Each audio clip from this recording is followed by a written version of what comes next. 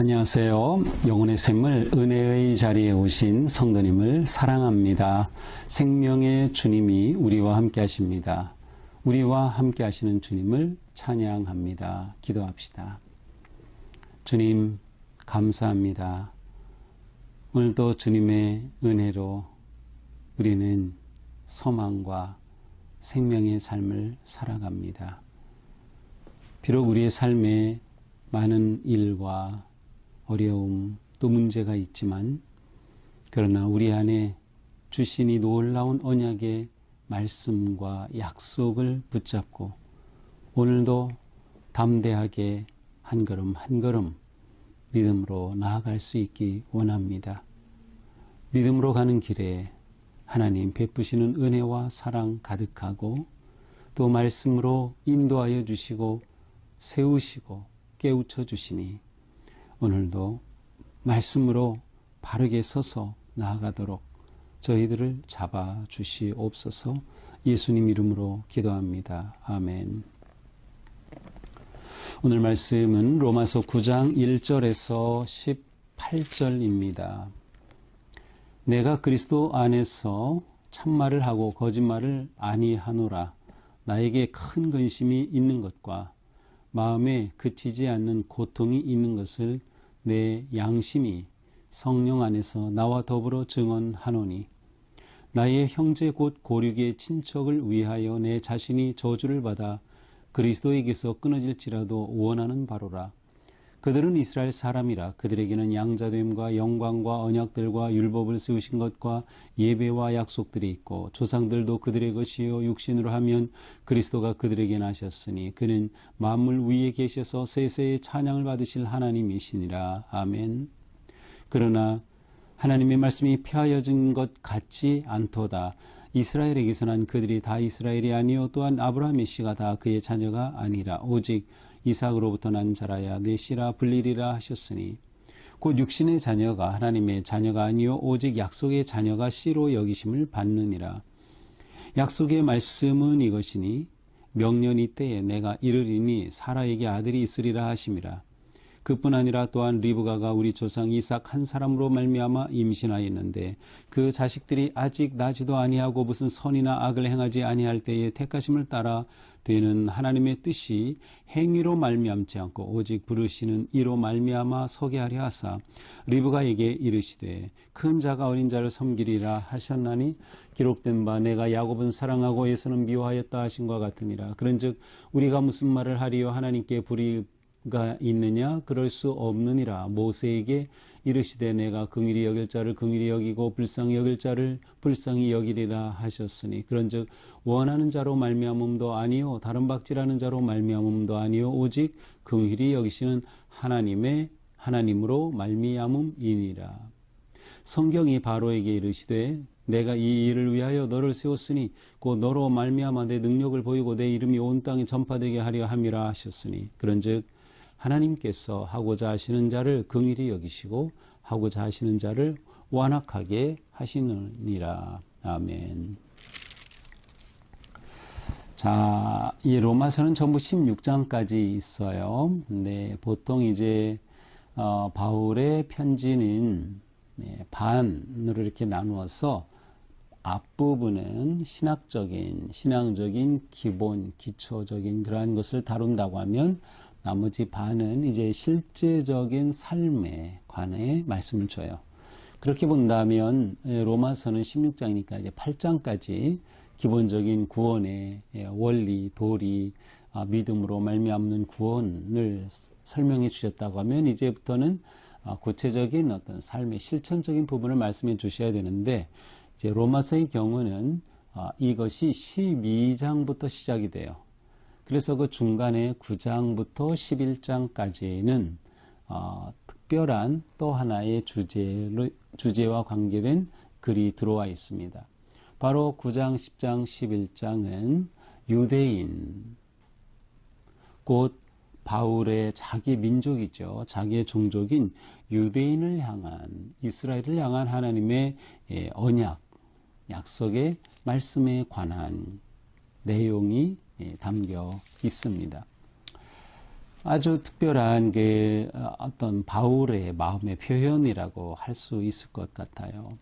자, 그런 점에서 이제 오늘 본문은 이 9장부터 11장까지 이제 서론 부분이기도 합니다. 자, 1절 이렇게 시작이 되죠. 내가 그리스도 안에서 참말을 하고 거짓말을 아니하노라. 이제 진정으로 말한다는 거야. 진심으로. 무엇을 말합니까? 나에게 큰 근심이 있다. 그리고 내 마음에 그치지 않은 고통이 있다.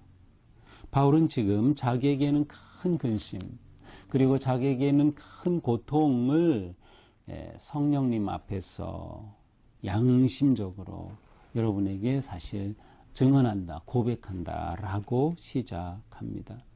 즉 어떠한 큰 근심, 어떠한 고통이 있는 것일까요? 3절 나의 형제 곧 고륙의 친척을 위하여 내 자신이 저주를 받아 그리스도에게서 끊어질지라도 원하는 바로다.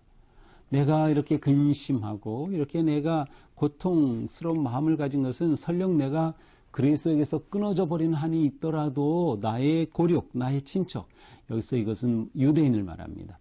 나의 유대인, 동족을 위한 것이다 라고 하는 거예요. 구체적으로 그것은 무엇일까요? 바로 그들을 향한 구원, 하나님의 언약의 성취, 바로 이것이 바울의 마음에 지금 불타고 있는 겁니다. 동족 이스라엘이 구원받기를 위한 간절함과 열망이 그에게 막 타올라서 그것이 근심이 되고 그것이 고통이 될 정도입니다. 자, 그런데 이 유대인, 이스라엘 사람들은 어떤 사람들입니까? 자, 4절부터 보여주고 있어요. 전부 9가지로 이들이 어떠한 민족인가를 보여줘요. 첫째, 그들은 이스라엘 사람이라. 자, 그 민족 이름 자체에 하나님의 이름이 들어있어요. 엘, 하나님이죠. 하나님의 이름이 들어있어요. 이스라엘. 두 번째, 양자됨. 하나님께서 그들을 자녀로 삼아주셨어요. 세 번째, 영광이 있어요. 하나님의 영광. 그들에게 하나님의 영광의 임재하심의 성전이 있죠. 언약이 있어요. 모세를 통해 주신 언약이 있어요. 율법을 세우셨어요. 율법이 있어요. 모세를 통해 주신 많은 십계명과 율법들이 있어요. 예배가 있어요. 그들은 성전이 있고 성전에서 예배를 해요. 약속이 있어요. 하나님께서 그들에게 놀라운 말씀들을 주셨어요. 조상이 있어요. 그들에게는 언약을 받은 조상이 있어요. 더 나아가 그들에게는 육신으로 하면 그리스도가 그들에게 나셨으니 예수님도 유대인으로 태어났어요. 저는 이게 어릴 때 예수님이 한국 사람이었다면 얼마나 좋을까 막 그런 생각을 한 적이 있는데 예수님이 유대인으로 태어났어요. 자, 그러니 유대인 얼마나 은혜를 입은 겁니까? 얼마나 복받은 겁니까? 정말 하나님의 특별한 사랑을 받은 민족이에요. 그런데 문제는 뭐예요? 이러한 그들에게 예수 그리스도가 오셨죠? 예수 그리스도는 누구? 만물 위에 계셔서 세세에 찬양받으실 하나님이시다. 예수 그리스도는 하나님으로서 이 땅에 아들로 오셨어요. 유대인으로 그렇게 오셨어요. 그러나 불행하게도 유대인들이 예수님을 거절한 거예요. 하나님의 아들로 인정하지 않는 거예요. 구세주 메시아로 영접하지 않은 겁니다. 그러니 바울이 너무나도 근심스럽고 슬픈 거예요. 너무나도 고통스러운 것이죠. 그러나 6절 하나님의 말씀이 폐하여진 것 같지 않도다. 그래도 소망을 가지고 있어요. 하나님께서 놀라운 약속의 말씀들을 이렇게 유대인에게 주셨는데 그게 다 없어진 것 같지는 않다. 희망이 있는 거죠. 이것은 어떻게 보면 과연 하나님의 언약은 유대인을 향해 완전히 파괴되었나? 라는 그러한 질문에 대한 답이 아니다. 소망이 있다라는 거예요. 그러면서 바울은 아브라함의 이야기 그리고 뒤에는 이제 야곱과 에서 이야기를 이제 구약의 이야기를 유대인들의 이야기를 꺼냅니다. 자, 아브라함의 이야기에서는 무엇이에요? 아브라함이 자녀들이 있지만 모든 자녀가 다 하나님이 약속한 자녀가 아니었어요. 오직 이삭으로부터 난 자라야 메시라 불릴 것이니라. 하나님의 언약의 성취는 오직 약속한 그 아들에게. 그러니까 육적으로 이스라엘, 그러니까 육적으로 아브라함의 자손이다 해서 그것은 혈통적으로 모든 이스라엘 백성들이, 유대인들이 아브라함의 자손이에요. 그렇게 아브라함의 자손이라고 해서 저절로 다 그것이 하나님의 언약의 백성이 되는 것은 아니라는 것을 보여주는 것이에요. 그래서 8절 오직 약속의 자녀가 씨로 여김을 받는다. 오직 약속된 그 자녀, 약속의 자녀만이 하나님이 주신 언약의 씨로 여기심을 받는 것이다. 그래서 이 약속을 주실 때 어떤 상태였어요? 11절. 그 자식들이 아직 나지도 아니하고 무슨 선악을 행하지도 아니하였는데 이미 하나님께서 그와 같이 약속을 해주시고 이루어 가셨어요. 다시 말하면 인간이 어떤 행동을 통해서 행위로 말미암지 않고 11절에 있는 것처럼 오직 부르심으로 말미암아 그들을 세우시려는 하나님의 뜻이 담겨 있는 거죠. 그러니까 지금 유대인들이 육체적으로 혈통적으로 유대인이라고 해서 저절로 다 하나님의 언약 백성이 된 게 아니다. 하나님의 약속하신 그 길에 따라 그것은 뭐예요? 예수 그리스도를 통하여 그들이 언약 백성이 되는 것인데 아브라함을 통해서 그 예를 보여주시는 거예요. 또 12절부터는 또 다른 리브가에게 두 아들이 있었죠. 에서와 야곱이에요. 그런데 이들도 마찬가지예요. 내가 야곱은 사랑하고 에서는 미워하셨다 한 것 같으니라. 원래 에서는 혈통으로 큰아들이었어요. 그런데 하나님은 이미 야곱과 에서가 태어나기 전에 리브가에게 큰 자가 작은 자를 섬길 것이다 라고 하는 말씀을 주셨어요. 그리고 13절의 말씀, 이것은 말라기에 나오는 말씀을 또 인용하는 거예요. 야곱은 사랑하고 에서는 미워하였다라는 것이다. 이건 무슨 말이에요? 하나님의 주권적으로 하나님의 계획과 섭리 안에 이 모든 것들이 이루어졌다는 것이요. 그러면 우리는 이렇게 물어볼 수 있어요. 14절. 우리가 무슨 말 하래요? 하나님께 불의가 있느냐? 아니, 하나님은 어떻게 그게 불의하실 수 있죠? 에서가 큰아들로 태어났으면 자연스럽게 그를 통하여 장자권이 이어지고 민족을 이루어 가시는데 하나님은 에서를 버리셨고 야곱을 택하셨어요. 이거 하나님이 정말 옳으신 겁니까? 라는 묻는 거죠. 그러나 여기서는 하나님이 옳으시다는 거예요. 왜? 하나님은 하나님이시기 때문에 하나님의 주권대로 행하시는 거예요. 이제 그 예를 모세와 바로의 이야기로 또 설명하고 있어요. 자, 이미 모세에게 하나님께서 말씀하셨어요. 내가 긍휼히 여길 자를 긍휼히 여기고 불쌍히 여길 자를 불쌍히 여기리라. 이것은 하나님이 내가 긍휼히 여기고 싶으면 긍휼히 여기시는 거예요. 불쌍히 여기고 싶으면 불쌍히 여기시는 거예요. 왜 하나님 불쌍히 여기지 않으셔요? 그럴 아무런 자격이 인간에게는 없어요. 그러므로 오직 긍휼히 여기시는 하나님으로 모든 것이 말미암는다. 하나님께서 긍휼히 여기시는 주권적인 은혜, 그것만이 우리에게는 희망인 거예요. 자, 그런데 누구든지 예수 그리스도를 믿는 자에게는 하나님의 긍휼히 여기시는 그 주권적 계획과 섭리에 따라서 하나님의 자녀가 되는 거예요. 구원을 받아 진짜 유대인이 되는 거죠. 바로는 어땠어요? 이집트의 바로는 하나님께서 그를 완악하게 하셨어요. 그의 마음을 완악하게 하셨어요. 하나님께서 그를 처음부터 마음을 좋게 해서 이스라엘 백성을 내보내게 하지 않으신 거예요. 그거 하나님이 주권적으로 행하신 거라는 거예요. 하나님이 다 언약 안에 그렇게 하심으로 하나님의 영광을 드러내고 이스라엘 백성들을 세우시려는 그러한 하나님의 뜻을 드러내신 것이다.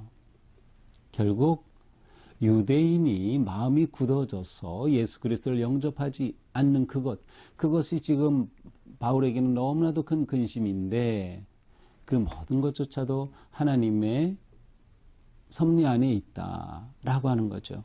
그러니 바울은 하나님께서 섭리 가운데 역사하셔서 주권적으로 역사하셔서 이렇게 예수 그리스도를 통하여 아들을 통하여 구원을 얻고 하나님의 참 자녀가 될 수 있는 그 놀라운 역사를 그의 동족 이스라엘에게도 펼쳐주시기를 간절히 바라는 마음이 지금 바울에게 불타고 있었던 것이죠.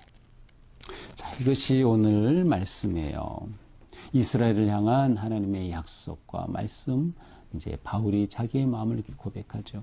자, 어쩌면 이제 사도행전 21장에 가서 보면 바울이 이제 사도행전에 보면 예루살렘으로 가서 이렇게 보고하고 하는 그런 모습들이 나오는데 그때 유대인들은 이 바울을 굉장히 죽이려고까지 해요. 왜냐하면 바울이 원래 베냐민 지파이고 바리새인이었는데 그 자기 민족을 배반했다는 거예요. 자기 민족을 배반했다.